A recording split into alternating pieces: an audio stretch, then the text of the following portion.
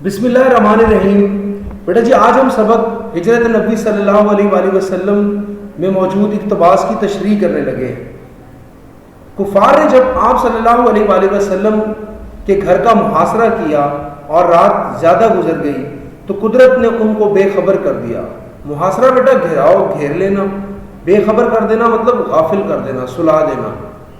حضرت صلی اللہ علیہ وآلہ وسلم ان کو سوتا چھوڑ کر باہر آئے، کعبے کو دیکھا اور فرمایا، مکہ تو مجھ کو تمام دنیا سے زیادہ عزیز ہے، لیکن تیرے فرزند مجھ کو رہنے نہیں دیتے۔ حضرت ابوبکر رضی اللہ تعالیٰ عنہ سے پہلے قرارداد ہو چکی تھی۔ قرارداد کا بیٹا مطلب ہوتا ہے بات چیت، قول و قرار، عہد و پیمان۔ دونوں صاحب پہلے جبل ثور کے غار میں جا کر پوشیدہ ہوئے۔ یہ غار آج بھی موجود ہے اور بوسہ گاہ خلائق ہے۔ تشریح کرتے ہوئے بیٹا جی ہم نے اس اقتباس میں سے 4 چیزیں اپنے ذہن میں رکھنی ہیں۔ ایک تو یہ کہ کفار نے جب آپ صلی اللہ علیہ وسلم کے گھر کا محاصرہ کیا تھا، مطلب کیا ایسی بات ہوئی، کیوں انہوں نے آپ صلی اللہ علیہ وسلم کے گھر کو گھیرا تھا۔ دوسری بات یہ کہ جب قریش مکہ نے آپ صلی اللہ علیہ وسلم کے گھر کو گھیرا ہوا تھا تو آپ صلی اللہ علیہ وسلم وہاں سے کیسے نکل گئے، یعنی کہ اللہ نے ان نوجوانوں کے ساتھ کیا کیا، انہیں کس طرح سے بے خبر کیا۔ تیسری بات یہ کہ آپ صلی اللہ علیہ وسلم نے مکہ کو دیکھ کے جو فرمایا تھا وہ انسانی فطرت ہے کہ انسان جہاں پہ بھی پیدا ہوتا ہے، جہاں وقت گزارا ہوتا ہے، اس چیز سے اسے پیار ہو جاتا ہے، اس سے بچھڑتے ہوئے اسے تکلیف محسوس ہوتی ہے۔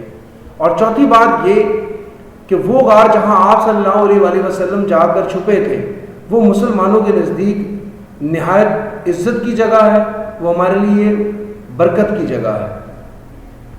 تو تشریح بیٹا لکھنے کا ایک خاص طریقہ کار ہے، تو وہ آپ کو نظر آ رہا ہے، آپ نے بھی اسی طرح سے لکھنی ہے کہ سب سے پہلے تو ہم اقتباس لکھیں گے، یعنی کہ جو ہمارے سامنے پیراگراف ہے اس کے شروع والے 1-2 لفظ ہم لکھ دیں گے اور آخر والے لکھ دیں گے۔ پھر اس کے بعد بیٹا ہم نے دینی ہے ہیڈنگ ایک حوالہ متن کی، تو اس میں ہم لکھیں گے سبق کا عنوان۔ تو کیا عنوان تھا بیٹا ہمارے سبق کا؟ ہجرت نبی صلی اللہ علیہ وآلہ وسلم۔ پھر لکھیں گے مصنف کا نام۔ مصنف بیٹا کہتے ہیں رائٹر کو، جس نے وہ سبق لکھا ہوتا ہے، تو وہ کون ہے؟ مولانا شبلی نعمانی۔ پھر ہم بیٹا لکھیں گے خط کشیدہ الفاظ کے معنی۔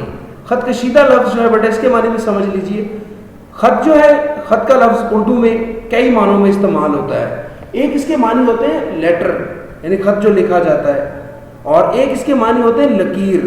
تو خط کشیدہ یعنی جن کے نیچے لکیر کھینچی گئی ہو، ان الفاظ کے معنی۔ تو ہم نے اقتباس میں دیکھا تھا کچھ لفظوں کے نیچے لائن لگائی تھی، تو ان میں سے کوئی ہم لفظ کر لیتے ہیں۔ ایک محاصرہ، محاصرہ کے بیٹا معنی لکھنے ہم نے گھیراؤ۔ پھر قرارداد، تو اس کے معنی ہم لکھیں گے بات چیت یا عہد و پیمان، قول و قرار بھی لکھ سکتے ہیں۔ اور پھر بوسہ گاہ خلائق، بوسہ گاہ یعنی چومنے کی جگہ، خلائق مخلوق، تو اس کا بیٹا یہ معنی ہو جائے گا کہ مخلوق کے چومنے کی جگہ۔ اور پھر چوتھا لفظ ہے ہمارے پاس بے خبر۔ بے خبر مطلب غافل، کہ غافل کر دیا، انہیں خبر ہی نہ رہی کہ کیا کچھ ہو رہا ہے۔ اگلی جو بیٹا جی ہم ہیڈنگ دیں گے وہ ہوگی اقتباس کی تشریح۔ تو تشریح کرتے ہوئے پہلے ہم 1-2 باتیں جو ہے وہ مصنف کے بارے میں لکھیں گے۔ تو یہ لازمی نہیں ہے لکھنا، لیکن اس کے لکھنے سے ایک اچھا تاثر جاتا ہے۔ تو 2 باتیں ہم لکھ دیں گے کہ مولانا شبلی نعمانی کا شمار اردو کے ارکان خمسہ میں ہوتا ہے۔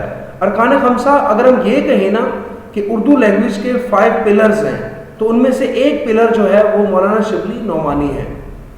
ان کی تاریخی موضوعات سند کا درجہ رکھتے ہیں، مطلب یہ کہ انہوں نے ہسٹری پہ جو چیزیں لکھی ہیں وہ ایسے جیسے کوئی سند ہو، یعنی ثبوت کے طور پہ لوگ ان کو پیش کرتے ہیں۔ مطلب یہ کہ ان کے تاریخی موضوعات پر ان کا گہرا علم ہے ان کے پاس۔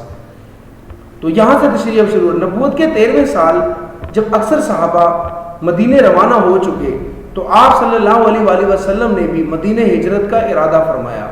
قریشی سرداروں نے دارالندوہ بیٹا یہ ایک جگہ تھی جہاں پہ قریش مکہ بیٹھ کے میٹنگز کیا کرتے تھے، تو وہاں بیٹھ کے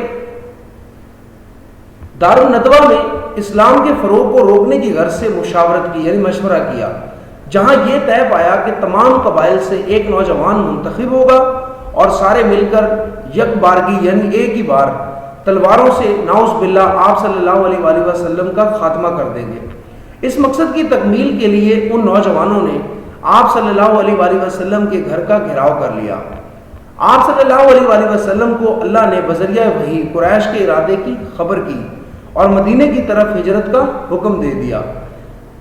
اللہ نے پہرے پر موجود قریشی نوجوانوں کو گہری نیند سلا دیا۔ بے شک اللہ ہر چیز پر قادر ہے۔ دیکھیں بیٹا، اللہ ہر چیز پہ قدرت رکھتا ہے، چاہے تو وہ کھڑے آدمی کو بھی سلا سکتا ہے۔ اور یہ وہ لوگ ہیں جو بڑے چست چلاک کھڑے ہوئے ہیں کہ آپ صلی اللہ علیہ وسلم کس وقت گھر سے نکلے اور نعوذ باللہ یہ ان کو قتل کر دے۔ لیکن دیکھیں یہ قدرت خدا ہے کہ اللہ چیز کی ہر چیز پر قدرت ہے کہ ان لوگوں کو اللہ نے کیا کیا، کھڑے کھڑے ہی وہ سو گئے۔ آپ صلی اللہ علیہ وآلہ وسلم ان کو سوتا چھوڑ کے گھر سے باہر آ گئی۔ حضرت ابوبکر صدیق رضی اللہ تعالیٰ عنہ سے پہلے ہی اس موضوع پر بات چیت ہو چکی تھی۔ آپ صلی اللہ علیہ وسلم نے انہیں ساتھ لیا اور مدینے کی طرف روانہ ہو گئے۔ آپ صلی اللہ علیہ وآلہ وسلم نے کعبے کو دیکھا اور فرمایا، مکہ تو مجھ کو تمام دنیا سے زیادہ عزیز ہے، لیکن تیرے فرزند مجھ کو رہنے نہیں دیتے۔ اب دیکھیں بیٹا، یہ ہم نے تھوڑی سی تشریح کرنی کہ یہ بات کیا معنی رکھتی ہے۔ یہ انسانی فطرت ہے کہ وہ جس جگہ پیدا ہوتا ہے، جس جگہ اس کے دوست، رشتہ دار اور بھائی بہن ہوتے ہیں، اس جگہ سے بچھڑتے وقت وہ بے چین ہو جاتا ہے۔ تو اسی میں پھر ہم ایک ایسا شعر لکھ دیں گے کہ گندم ہے چاک سینہ فراق بہشت میں، آدم کو کیا نہ ہوگی محبت وطن کے ساتھ۔ مطلب یہ کہ یہ شاید یہ کہنا چاہتا ہے کہ آدم علیہ السلام نے جو چیز جنت میں کھائی تھی وہ گندم کا دانہ تھا۔ تو گندم کے دانے کو بیٹا آپ دیکھیے گا، وہ درمیان میں اس کے کٹ لگا ہوتا ہے۔ تو شاید یہ کہتا ہے کہ گندم کے دانے کا سینہ جو ہے وہ جنت کی جدائی میں پھٹ گیا تھا۔ تو سوچیں کہ آدم علیہ السلام جو انسان تھے، جو احساسات رکھتے تھے، تو ان کی کیا کیفیت ہوگی۔ تو آپ صلی اللہ علیہ وسلم کی بھی یہی کیفیت تھی کہ مکے سے بچھڑتے ہوئے کیا ہو گئے، اداس ہو گئے۔ آگے آپ صلی اللہ علیہ وآلہ وسلم حضرت ابوبکر صدیق کو ساتھ لے کر مکہ سے روانہ ہوئے اور مکہ سے 3 میل دور موجود غار ثور میں جا کر چھپ گئے۔ یہ غار آج بھی موجود ہے اور دنیا بھر کے مسلمان اسے محبت و عقیدت سے چومتے ہیں۔ مطلب یہ کہ ہمارے لیے یہ بڑی محترم جگہ ہے۔ تو بیٹا آج کا کام ہمارا اتنا ہی ہے۔ اللہ حافظ۔